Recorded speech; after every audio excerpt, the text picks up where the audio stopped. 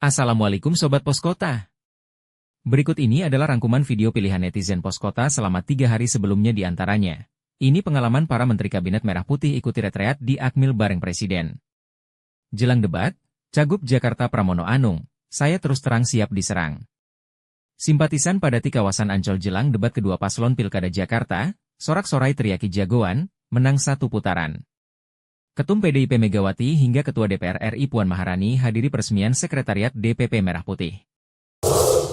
Selama 4 hari mulai dari Kamis 24 Oktober hingga Minggu 27 Oktober 2024 para jajaran Kabinet Merah Putih mengikuti retreat di Akademi Militer, Akmil, Magelang, Jawa Tengah yang dipimpin langsung Presiden RI Prabowo Subianto. Banyak kegiatan yang dilaksanakan untuk membangun kebersamaan pada Kabinet Merah Putih. Kegiatan yang dijalani pada Menteri, Wakil Menteri, Kepala Lembaga Negara dan utusan khusus Presiden mulai dari olahraga pagi, baris berbaris, senam pagi bersama, hingga pembekalan langsung dari Presiden RI Prabowo Subianto dan forum diskusi. Semuanya demi menyelaraskan visi dan membentuk kekompakan sebagai satu tim di Kabinet Merah Putih. Salah satunya diungkapkan Menteri Pemuda dan Olahraga Dito Aryo Tejo yang menilai kegiatan ini sebagai langkah efektif dalam menyamakan frekuensi kerja para menteri di Kabinet. Kesannya sangat baik. Saya rasa ini adalah suatu langkah yang sangat efektif bagaimana kita di Kabinet Merah Putih ini bisa menyamakan langkah dan frekuensi. Ujar Dito dikutip Poskota dari laman Sekretariat Kabinet, Minggu 27 Oktober 2024. Dilanjutkan Menpora, dalam retreat kali ini PUK ditekankan pentingnya hubungan kemanusiaan dan ikatan antar anggota Kabinet. Dalam hal ini dikatakannya, pendekatan ini mempercepat sinergi untuk mewujudkan tujuan Presiden Prabowo dalam membentuk Kabinet yang cepat dan efektif. Jadi ini mempercepat karena Bapak Presiden ingin Kabinet Merah Putih bekerja cepat dan bekerja efektif, tegas Dito. Hal senada pun diungkapkan, Menteri Agama Nasaruddin Umar menilai kegiatan ini bermanfaat untuk melatih kekompakan dan menyatukan visi Kabinet. Bahkan menurutnya, ini adalah bentuk shock terapi yang penting, tidak hanya bagi anggota Kabinet, tetapi juga untuk pejabat eselon di berbagai instansi. Latihan sekarang ini saya kira bukan hanya penting untuk para Kabinet tetapi juga pejabat eselon 1, pejabat eselon 2 setiap instansi. Itu saya kira sangat bagus untuk melakukan hal yang sama, bebernya. Sementara itu, Menteri Energi dan Sumber Daya Mineral, ESDM, Bahlil Lahadalia menyoroti tantangan bangun pagi yang jarang dilakukannya. Tetapi Bahlil tidak merasa terbebani dengan rutinitas di Akmil kali ini. Hal ini diakuinya sebagai latihan disiplin yang baik untuk mengajarkan tanggung jawab dalam keadaan apapun dan berharap kegiatan serupa bisa diterapkan di kementeriannya. Bangun paginya itu agak repot saya. Biasanya kan kita tidurnya jam 2, bangun jam 5 subuh. Habis subuh tidur lagi kan, nanti bangun jam 7. Nah ini tidak, kita tidurnya jam 2, jam 4 sudah bunyi. Tapi itu bagus bahwa hidup itu disiplin, tanggung jawab negara itu mau 2 jam, 1 jam tidur, begitu panggilan tugas, harus siap, papar Bahlil. Menteri Sekretaris Negara Prasetyo Hadi pun menekankan pentingnya kekompakan sebagai satu tim.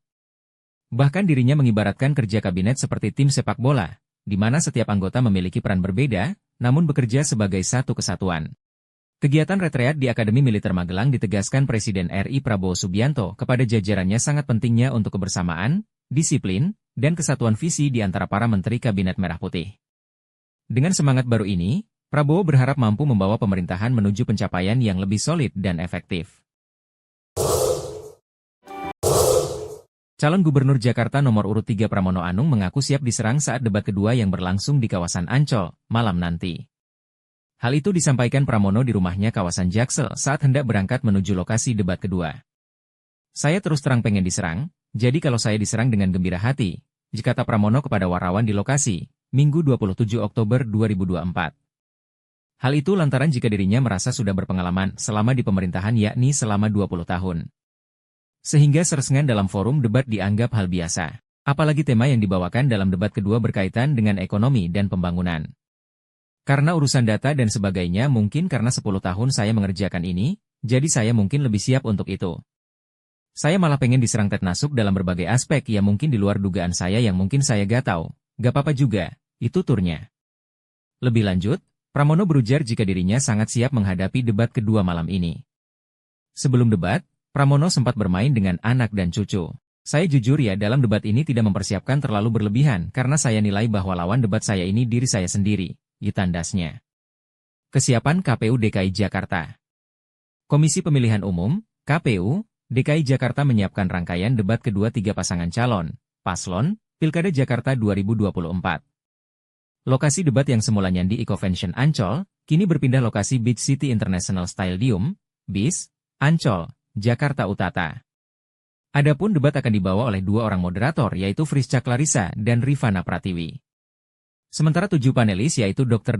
Taufik F. Pasyak MKes MPDIMH, Dr. Tauhid Ahmad, Timbuel Siregar SI, SH, MM, Dimas Okinugroho, SIP, MPhil PhD, Profesor Dr. Arif Satria, SP, MC, Felicia Putri Ciasaka, BSc, CFA, dan Dr. M. Imdadun Rahmat, MSc Astri menyampaikan untuk teknis debat masih hampir sama dengan debat perdana yaitu dengan 6 segmen.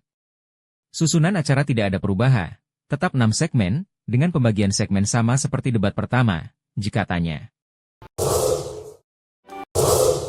Suasana di Beach City International Stadium, BIS, Ancol, Jakarta Utara, lokasi debat kedua tiga pasangan calon, paslon, Pilkada Jakarta 2024 ramai dipadati simpatisan. Pantauan di lokasi, sorak-sorai simpatisan terdengar bergema. Mereka menyorakan masing-masing jagoannya. Sambutan meriah datang dari simpatisan paslon nomor urut 1 Ridwan Kamil Suswono dan nomor urut 3 Pramono Anung Rano Karno. Masing-masing simpatisan membawa sejumlah poster hingga menyanyikan yel-yel untuk jagoan mereka di Pilkada Jakarta. Rido menang satu putaran, teriak simpatisan RK Suswono. Mas Prambangdul, Jakarta menyala menang satu putaran, teriak simpatisan Pramono Anung Rano Karno.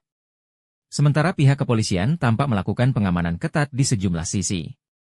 Para personil dibagi ke beberapa titik untuk melakukan penjagaan.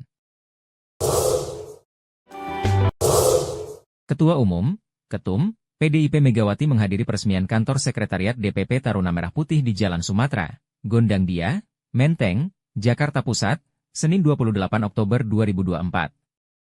Pantauan pos kota di lokasi tampak Megawati dengan pengawalan tiba di kantor sekretariat DPP Merah sekitar pukul 2 siang. Megawati tampak turun dari mobil kemudian disediakan semakat jengkok berwarna merah untuk bisa turun dari mobilnya.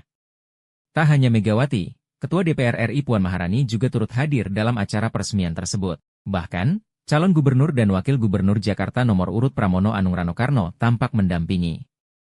Kedatangan Megawati dan Puan Maharani disambut baik kader PDIP yang hadir dalam peresmian kantor sekretariat DPP Merah Putih itu. Setiba di sana, tampak Megawati dan Puan bercengkrama dengan para kader. Begitu juga dengan Pramono Anung maupun Rano Karno alias Bang Dul.